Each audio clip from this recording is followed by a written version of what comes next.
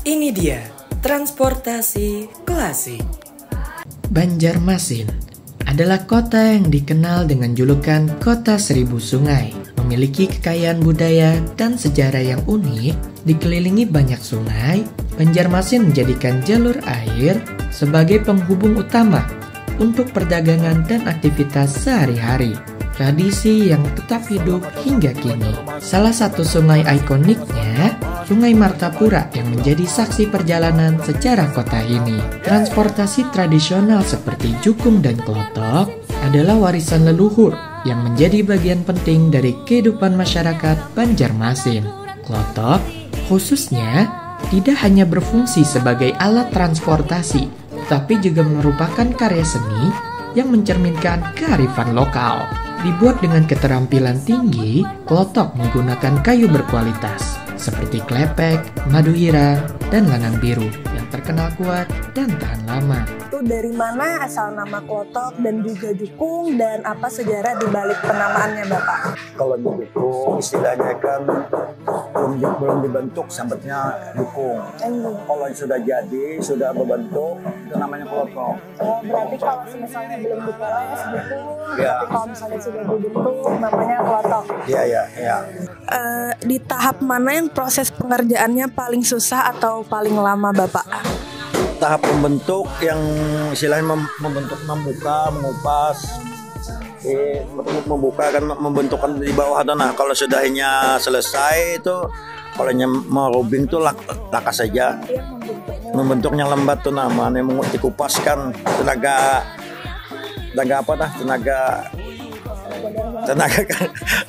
kan bukannya mesin tenaga ya, kalau bahu lah istilahnya kalau bahasa tadinya.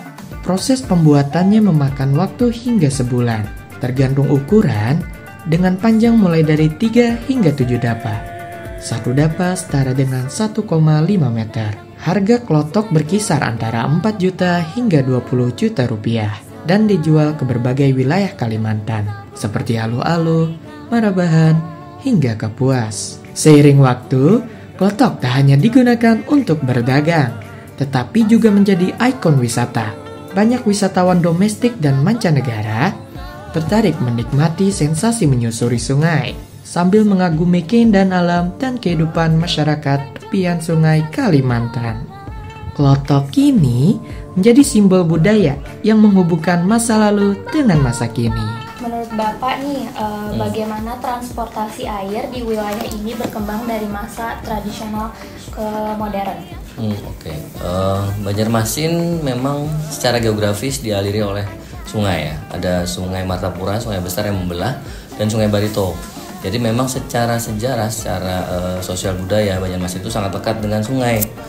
Jadi memang pada saat masih zaman dulu, itu masih sungai dimanfaatkan masyarakat sebagai kehidupan sehari-hari, baik itu memasak, bersosialisasi dan sebagainya. Dan salah satunya adalah transportasi. Mereka saling bertemu melalui sungai. Itu pada saat masih belum ada jalan ya.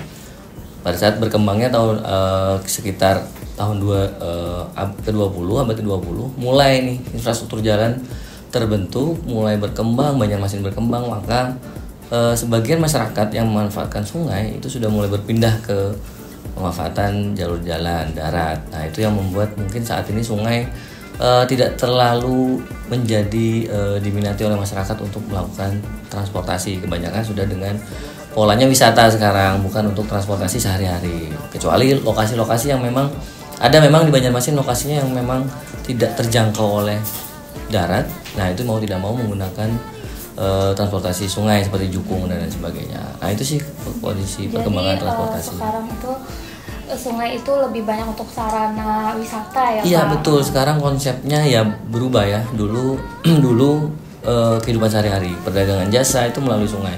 Transportasi juga melalui sungai. Sekarang dengan berkembangnya darat, maka itu berubah jadi sebagian besar untuk wisata targetnya ya, walaupun masih ada sebagian yang menggunakan untuk transportasi dan berdagang lah.